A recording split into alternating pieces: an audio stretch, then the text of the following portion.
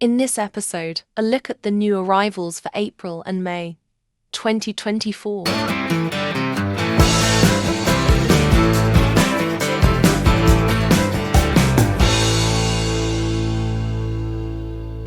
Hello, good evening, welcome to the latest edition of Crushed Custard. It's the April and May acquisitions. I didn't do a video in April about what I picked up. I didn't do one in May either, so this is it now, beginning of June.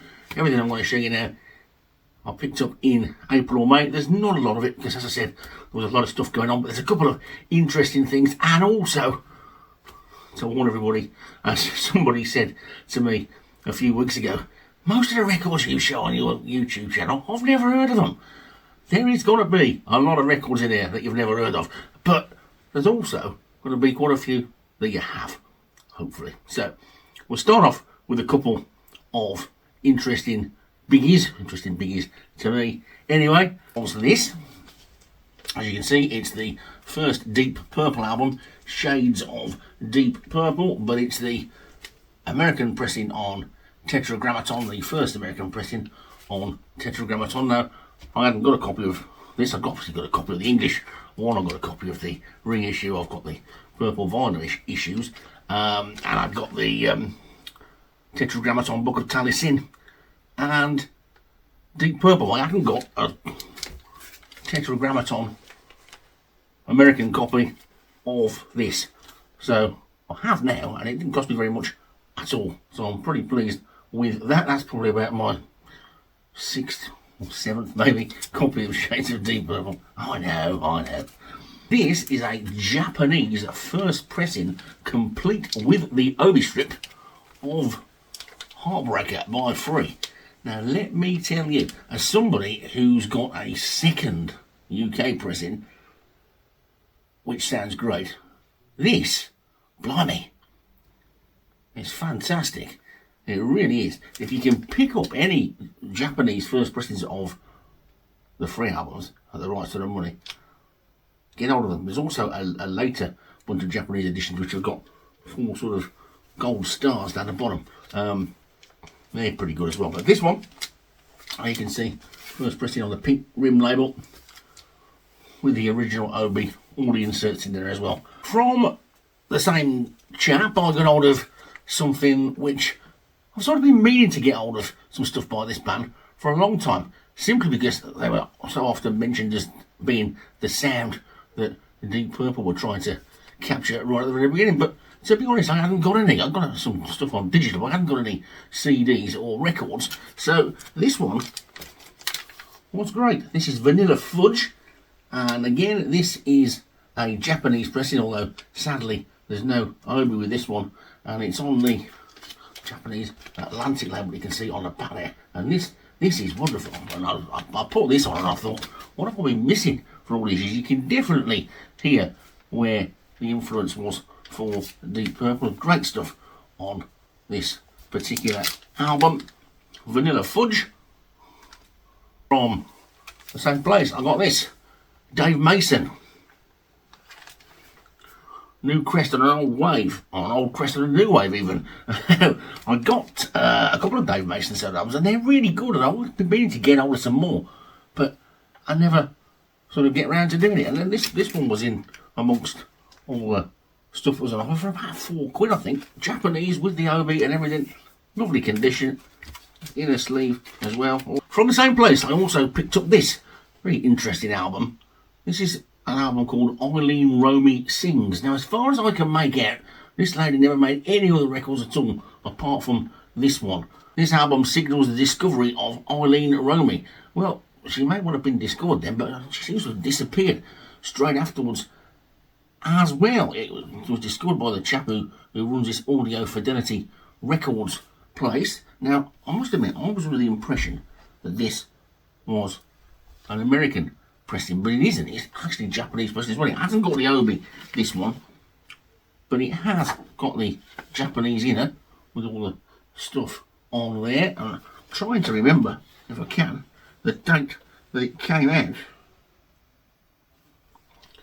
Just having a look on the back there, 1967. So I mean, this is a great, if you like this sort of vocal jazz type stuff, and you know, sleazy sort of late night jazz bar type music. This is wonderful. She's got a really great voice. I don't know whatever happens to her. I've not been able to find out anything at all. But this is really good. There's no other copies of it I can see available anywhere either. There's none on Discogs. I've never seen one out in the wild either. I didn't even know it existed. I just, as you all know, really like female vocalists. So when I see one I've never heard of, I tend to give it a go, especially if it's as cheap as this was. But there you go, another Japanese pressing. Sounds absolutely wonderful. Late night jazz stuff. Anybody knows anything about Eileen Romey, let me know, because as far as I can make out, this is the only album she ever made, and it's fantastic. The final one that I got in this little batch of records is one that I've been wanting to get my hands on for ages. As you all know, I'm a big fan of the old 60s French singers, and one of the ones that it's very difficult to get hold of anything by over here, apart from battered old singles, and I don't buy singles because I don't like playing them because I don't think they sound very good, is this lady, Nicoletta. Now this, again, it's an original Japanese pressing of her first album, and if you look at the back cover you can see not only is it a Japanese pressing, it's a Japanese issue as well, because most of the writing on the back there is in Japanese. We've got a lovely inner which comes out into a gatefold with all the lyrics and whatnot on, and all that sort of stuff. Now, Nicoletta was a little bit more sort of, what's the word I want to use? She got a lot more oomph than a lot of those late 60s French singers, and she was really sort of quite feisty as well by all accounts. She made an album with a rock band a few years later. The rock band called Zoo, I think the album's called Visage. It got banned in loads of places, and that's quite raucous at times. But this, when you put it on, is not really what you expect at all. I knew what it was going to be like because I'd heard a bit of it before. I just never knew how to get out of a copy.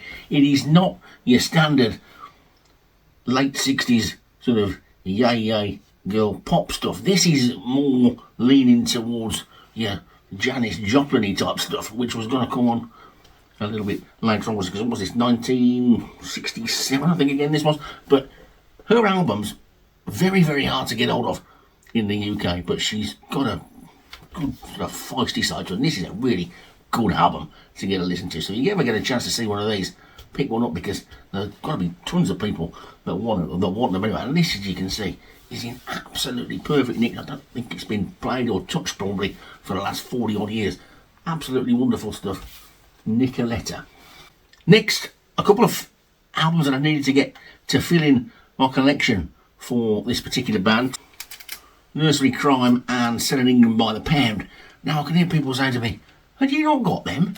Well, I haven't got them on vinyl. I've got them on CD, so I got the opportunity to pick these up at a pretty low price. You can see that's a UK original. That was a tenner. I mean, you can't argue about that, can you? That was a tenner as well. So there you go. And I got a discount as well because I bought quite a bit of stuff. So I think these ended up costing me about £7 or £8 a piece. But gatefold sleeve, lyrics, whatever. That's a first pressing. That isn't, but it's a second pressing, I think. But that's fine. That's okay. I'm all right with that. These two are two great albums. A lot of people cite this one or this one as actually their favourite Peter Gabriel era album. I still prefer Foxtrot, but these two are not too far behind. Now, another album that I've been wanting to get for years was the Marsha Hunt album. Now, there was one on eBay a couple of months ago, and it was on for about a £5 at the start, I think, and it looked like it was in reasonably good nick, and I thought, well, I'll have a bash at that. Anyway, I was the highest bidder until about 2 minutes before the end, and it ended up going for about 100 odd quid, and I thought, well, there you go. So that's that then. So, but anyway, that got me delving a little bit more to see what else was about, and I found a reissue from quite a long time ago. A reissue here, and this was called Walking on Gilded Splinters. It basically is the album with a couple of extra tracks on the end, and it was particularly cheap as well. It's got a nice bit of blurb on the back. There's all sorts of people on here. Mark Bolan's on it, Pete Townsend, Ron Wood, Kenny Jones, Ian McLeod, all sorts of people on it, and it is really, really good.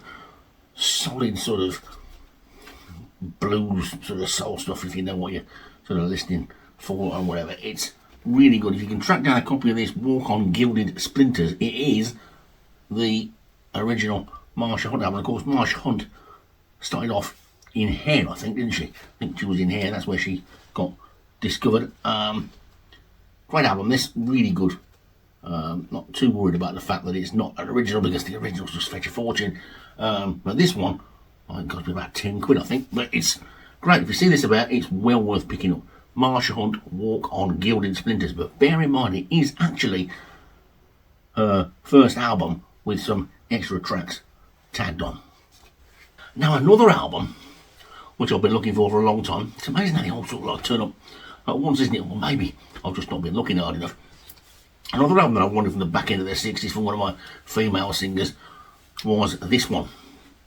This is Kiki Dee's debut album, which is just called Kiki Dee, and this is absolutely fantastic. It's got all that sort of like late 60s sort of pop feel with a sort of northern soul feel sort of in there as well. It really is a wonderful album, and this is like the original. You can tell because it's got the little fold down thing on the back. It is in absolute perfect nick as well, and you can see the person wanted 30 quid for it. I've got about a tenner off. I think it's like 20, I think. So anyway, it really is good, and the early Kiki Dee albums are fantastic. There's nothing wrong with the later ones. The late ones are great as well, but the early ones are much more in that sort of 60s sort of soul type band. Anyway, I was really pleased to get all of that one, and that again is in absolute tip-top perfect nick. Kiki Dee, her first album, and it says on the back, the thing written there by Simon D in January 1968, because this came out in 1968, Kiki Dee is a star. I don't know how old you have to be, how experienced you have to be, or sometimes how good you have to be to rate that status, but she is. And that was Simon D saying that in January 1968. If the only experience you've got of Kiki Dee is that track with Elton John, then go and listen to some other Kiki Dee. Either this really old stuff, which is fantastic. If you like all that, like sort of 60s, late 60s sort of stuff, you're going to love this. Oh, there you go, Kiki Dee, great album, well worth picking up if you see one in good nick. Now, we're going to move on now to somebody who may be one of my obscure people that you've never heard of. And this is a lady called Lottie Golden. Now, she only made a couple of albums in America. She didn't, I don't think they even got released over here. She then became some sort of world famous sort of producer type person and got involved in all sorts of other stuff. You can go and read all about it on internet and all that sort of stuff.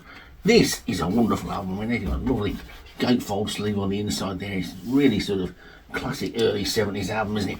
And the way this works, it's got one track that sort of carries on throughout this whole of side one, which is called The Staircase Between the Floors, and it's all about somebody who's living in the staircase between the floors, and it starts off and then goes into another song and then it's comes back into that again. It's quite sort of so I'm not going to say it's scary, but when I first put it on, it made me sort of like go, oh, well, okay. It's really got an edge to it. It's great stuff, really good. She made another album as well, one before that, which I think was called Motorcycle or something. I can't get over the copy of that for love or money. Never been released over here. The only copies on Discogs are in America, and it costs too much to get it over. I was just looking, I managed to fall on this one before somebody else spotted it. This is brilliant. If you can stream it or listen to it on YouTube, go and have a listen to it, because if you like that sort of early 70s female rock singer type stuff, this is great. I mean, you can just see from the picture on the back, she can certainly belt out a tune, and it's great stuff. Lottie Golden, fantastic. And the album is actually called And I Ain't Lying, although they for some reason put the title on the back, not the front. There you go, Lottie Golden, And I Ain't Lying. Oh, I ain't. Also, on a really great label as well, on this GRT label. A lot of people have been putting up labels lately, and this GRT label. Doesn't that look good? Really, let's get it that way around. Really nice looking label.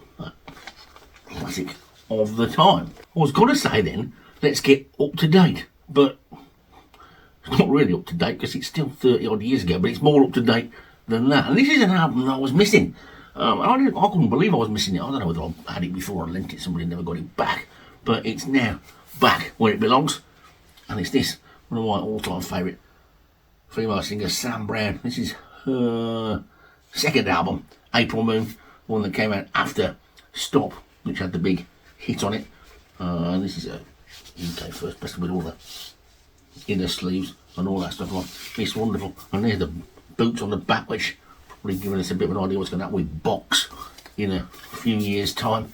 Took a bit of a time between this album and the next one because Sam Brown decided to just not want to be involved in all that pop stuff anymore and do her own thing and write the songs she wanted to sing the songs she wanted to sing, and not basically do what record companies told her to. I think the third album that she made, they didn't want to put it out because they didn't think it was commercial enough. So she want to put it out, don't put it out, I'll make my own. And that's what she did, and that is brilliant. And as anybody knows, she is an absolutely wonderful singer, a very, very nice lady as well. She's got from a great family and all that sort of stuff. She's made some great records, done some great singing with some great people as well.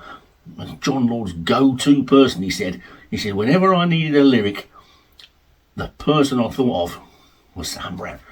And when he wanted somebody to sing, first thought was Sam Brown. Of course, her mother, Vicky Brown, was a great singer as well. And her dad is that all-round good chap, the ever-smiling Joe Brown. And now, due to marriages and things, she's like sort of stepsisters with Molly Marriott, who's the daughter of Steve Marriott. So it's all great stuff. And she's just made a new album as well because she had a really bad sort of time and sort of lost her voice and couldn't sing anymore. So she's had to be sort of taught to sing in a different way. And I think they've used some sort of gadgets or whatever to try and make sure it all works out all right. But she's just put a new album out, and that is very, very different to all this stuff, but it's still worth getting, and you can still tell that it's Sam Brown. And the other thing, again, to say about this, because I can't praise this lady enough really, there's a band called Homegrown, and that's Sam Brown as well, and they are wonderful albums if you can get hold of them. They are really, really good. So, yeah, this is a great one. I'm going to do a feature on Sam Brown at some point, but I really like to pick this one up because this was the one that I had missing. I'd only got I think it was a German compilation which was called Kissing Gate, which had most of this album on, and I heard all the tracks as well. But I've actually got a copy of this original one, so I'm really pleased to pick this up for just a few quid. Now, the next one is a lady I've been turned on to by the vinyl community, if you like, because I hear so much every time everybody's on. This person is always brought up, and somebody that I've been aware of for years, but I've never really bothered. I know a lot of people in America now are going to be throwing things at the screen and screaming at me and going, what, you never bothered? And it's just because I always thought she was just like a country singer, and that was that. But she's not, and I've recently managed to pick up quite a few of her albums, and this one came in the last haul, and it's this one. It's Linda Ronstadt. This one's called A Different Drum, and this is a compilation of her early stuff. And now this compilation was put out, I think, mainly or just in England when she was going to come over here to do a tour, her first sort of tour over here, so people had got an idea of what she'd done before, because those albums hadn't been released over here. So this is a nice look at her early stuff. Yeah, it's a little bit country in places, but it's also got a little bit of edge to it in other places as well, and she really is worth listening to. If your memory, if you've done the same thing as me and just thought, oh, Linda Ronstadt is one of those American country and western singers, she isn't, and it's something I've been missing out on for a long time. And now all those people who think, oh, I know loads of stuff about music, can sit there and say, see, you don't know anything at all really, because he didn't even realise how good Linda Ronstadt was. So I can't even shout out any names. There's been so many people who've been going on about Linda Ronstadt over the year or so that I've been watching these vinyl community videos, that I just sort of had to take the plunge, and it was a good idea as well. So there you go. Expect to see plenty more Linda Ronstadt on this channel now. This is a great album, A Different Drum. Now, are you sitting comfortably? If not, press pause, go and get yourself a drink, get yourself settled comfy, and then press play again, because we're going to go down one of my rabbit holes. and this is going to be interesting. I'll show you the album, and then you can all say, never heard of her. There you go. Anne-Marie David is what her name is, not Anne-Marie David, Anne-Marie David. Now, I think she's from Luxembourg. Well, she might be from France, I can't remember. But I think she won the Eurovision Song Contest for Luxembourg in the 70s. So, saying, why is that a rabbit hole? Why is that interesting? Well, I'll tell you why it's interesting. And now, in a group that I'm in on Facebook, I've pointed people to this video and told them this is the point where they'll be interested in it, because they might not be interested in the rest. So there should be an influx of new viewers at this point, hopefully, at least 3. There is a track on this called Send Me No More Letters, written by a chap called Terry Rowley. Now, Terry Rowley was in Trapeze. Trapeze, of course, was a band that Mel Galley was in, who went on to be in Whitesnake, that Dave Holland was in, who went on to be in Judas Priest, and that Glenn Hughes was in, who went on to be in Deep Purple. Terry Rowley was one of the ones that left after the first album, which was a very 60s pop affair, and then they turned into a very heavy sort of rock funk band, really, with the album Medusa. But the track Send Me No More Letters was actually a single for Trapeze and did quite well, and I'm presuming that must have been where this lady heard it, because most of the stuff on here is sort of songs that would be reasonably well known. So a lot of people there probably thought that this was one of her own songs. So anyway, I don't know. But there you go. So that's the interesting thing about this. Anne-Marie David, who I think won the Eurovision Song Contest for Luxembourg. I also think, I might be getting my people mixed up here. Again, I should do some more research for this, but I am, and I mentioned that, forget, we're thinking of turning professional, but we haven't done it yet. I think she was in the French cast of Jesus Christ Superstar. I think she was playing the same role as this lady in the American version and on the original album that we're going to talk about next. What about that for a segue? Yvonne Elliman next then. And a couple of Yvonne Elliman albums here that I was missing. As you know, she's got a massive Deep Purple connection because she was on the original Jesus Christ Superstar album with England, and she's the only person who was on the original album, was on the American stage show and in the British stage show. I don't think she was on the later American album as well. I may be wrong on that one, but she's certainly the person who was in it the most and was on the most different versions of it. I think she was even in the film as well. So there you go. So I've got 2 missing Yvonne Elliman albums.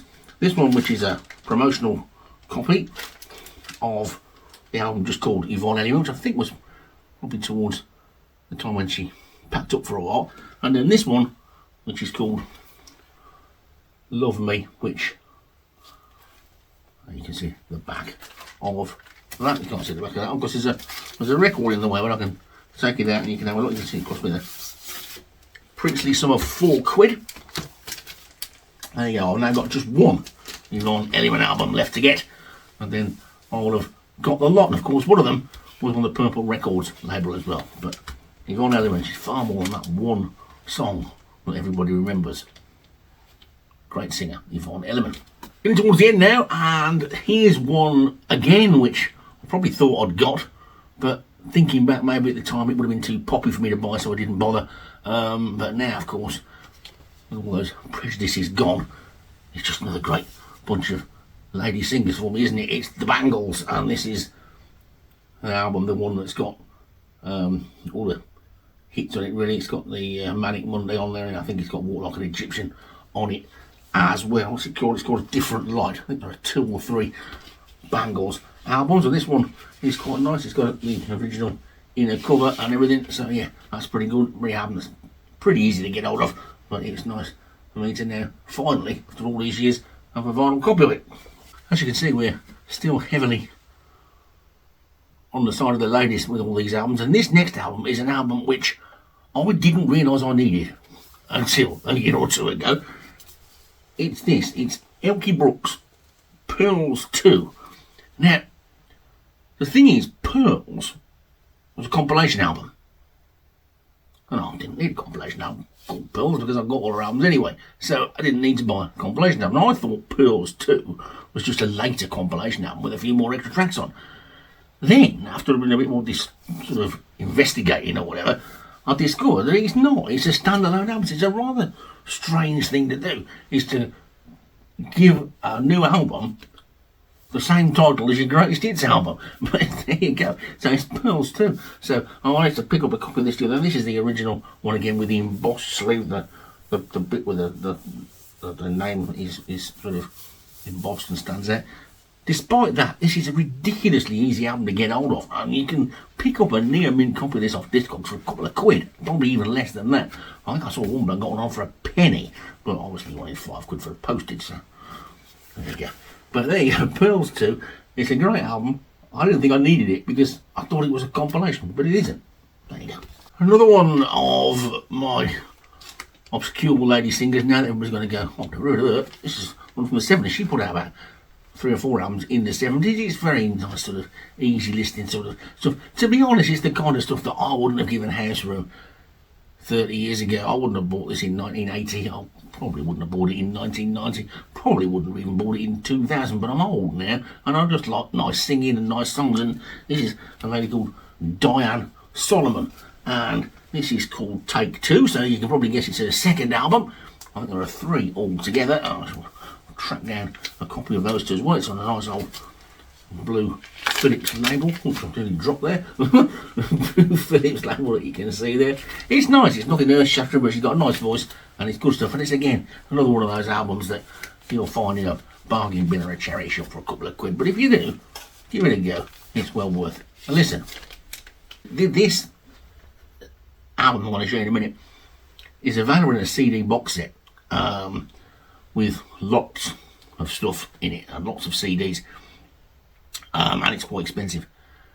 They did a 2LP sort of cut down version, if you like, with selected stuff on it, which again was still pretty expensive. Then a couple of weeks ago, the independent record shop Rough Trade put it up for about £19.97 or something silly instead of the 30 quid that it was before, and then went and whacked a 25 or 30% voucher on, which you could put in to get it knocked down even more. So I ended up getting this for about 16 quid, free postage as well, which was wonderful.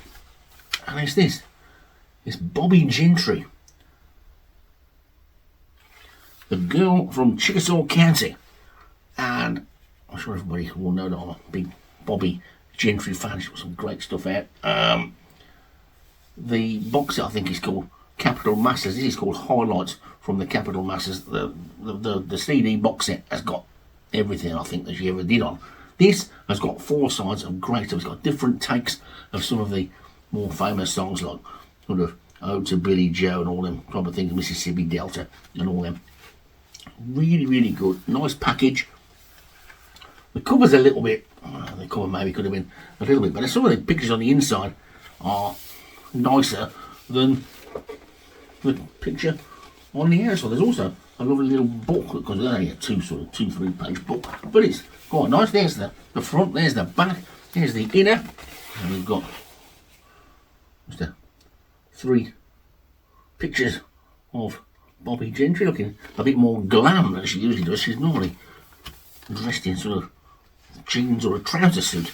And then you've got the inner things again. Here she is with the old headphones on. That's a nice picture. You can see on the back, that's what you normally see Bobby Gentry looking like, with the old tasselled trousers and all that sort of stuff. You don't very often see her in a frock, as I call them. You can see the patterns in the old shirt and everything, similar to the ones that I like.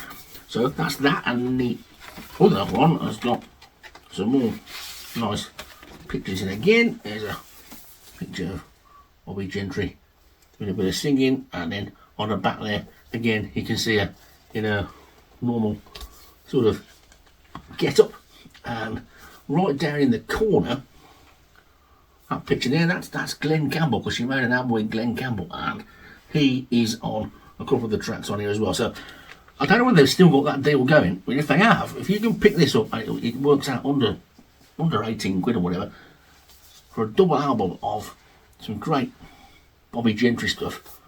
Do yourself a favour and get hold of it. If you can afford it and you're not listening to CDs, get the Capitol Masters thing, but that's a bit pricey. The other album that I got new in this last 2 months is an album I've been to pick up for. It's not new as in it's just come out, it's been out for a few years, but I bought a new copy of it. And it's this lady called Breanna Barbara. Now, this is another one of those ones where they've got the cover backwards, because that's the back of the cover, which you'd think would be the front, because it's got a name on but it's got the names of the songs down the side, which again you would expect to be on the back. But the front, I've just got a picture of her running down the road. I don't know what that's all about. Inside has got the lyrics and all that sort of stuff. Well, the interesting thing about this is, you can see the inner sleeve as well. What's it like? It's sort of new style bluesy type stuff in a way. It's difficult to explain really. I mean, I'll just say go and have a listen to it. But it's in this sort of like lovely sort of vinyl, which is clear with a blue sort of flecks and swirls in it, which is really, really nice. And also, what you get with it as well is something that you don't see that many of these days. And I'm not really 100% sure how to play this anymore, because I did have it back in the day. But look at this. It's a flexi single. Oh, I can't remember whether you just put these, somebody'll have to remind whether you just put these on the thing and then play them, or whether you have to put another record underneath and then you put this on the top. I can't remember. I only ever had about 2 of them, and I don't think I ever bothered playing them all that much. But there you go. This is called Mediterranean Blue, Breanna Barbara. It's a one-sided 7-inch flexi disc single, so presumably that means if you do put it on like that, it's got to be okay. But let's see how it fits on, how it got more pattern. I'm pretty sure you probably have to put another record underneath it, but this will probably stop that. I don't know. We'll have to find out. Somebody can tell me. Somebody tell me in the comments below. I've been meaning to say that. Every video I watch, the people right go about in the comments below, and I never actually say that. So yeah, put it in the comments below if you know how to play this thing, because I'm a little bit worried I'm going to put it on and it's going to, like, the needle's going to go straight through it, or it's going to wreck the record underneath, or what, I don't know. But anyway, there you go. It's a nice little album. It's again, it's got the like embossed glittery name thing there. She's running down the road in a sequin catsuit type thing. It's an interesting album. The final thing through the door, just about, is something again that I don't normally buy. Now, you may remember, if you watched one of the last videos, that I discovered a lady called Emma King who I'd bought an album by, and I said it was really good. Well, she'd also put out a 10-inch EP with 4 tracks on, and that's this. So I bought that. It's not really a single, is it? It's halfway between a single and an album, and it's called The Sun and the Blues, and basically it's recorded in the Sun Records studios, and it's great. You've got bluesy stuff on one side, House of Blues stuff, and then you've got Sun Records stuff on the other. You've got a nice little cover thing on the inside telling you all sorts of bits and pieces. It's really good. I think the idea of this, they could have expanded this and made it a full album, what I thought, but it's really good. Emma King, The Sun and the Blues. So I said that was almost the end. It is almost the end, but just said to you there with the Emma King thing, remember back to last time. Well, if you did watch last time, you will know that I'd picked up a couple of grail items from my female backing singer people, including an album by a band called Birds of a Feather, which was Irene and Doreen Chatter, and it's a very hard to find album. If you see one around, it's normally 3 figures, and I'd managed to pick one up that hadn't got a cover, and I thought, well, I'll buy it anyway, because they're so hard to find. The music is more important than the cover. I'll buy that and then see if I can keep my eyes open for a cover. Well, would you believe it, about a month or so ago, the same person who put up that Marsha Hunt album I was talking about, which ended up going for hundreds of pounds, he'd also got another album up there that I wanted by a lady called Billy Davis. Now, that's another one that's 200-300 quid job, and I was the highest bidder on that at £2, I think, for about a week.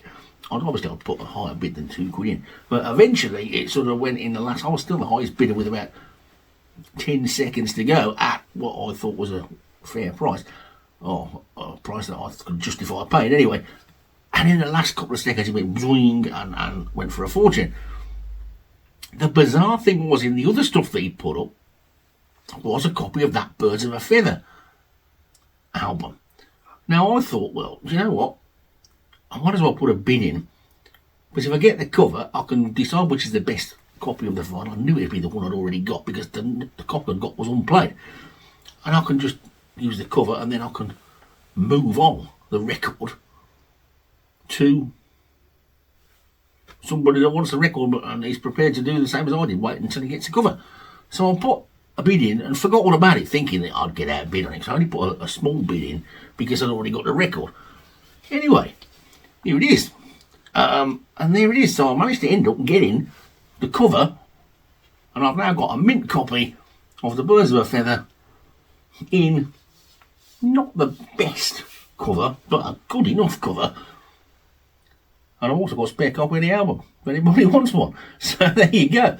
That's what came in through the door in April and May. Probably would have been better if I'd have done it in 2 videos, because this is probably going to be too long. I hope you found something of interest in there. There you go. That's what came in April and May. So far, absolutely nothing in June. I'm sure something will turn up at some point. And there you go. That was it then. Hope you enjoyed this. Do all the liking, subscribing and bell ringing and all that stuff if you fancy it. It helps to make the wheel go round, or the algorithm go higher, or whatever it does, and makes more people watch. The last actual couple of videos got more viewers than normal, so it's typical of me to shoot myself in the foot and then get a little bit of impetus going, and then not be able to do any for a few weeks. So we may be back to the drawing board again, and I'll see you all again at the next point of interest, which hopefully will be very, very soon. See you later.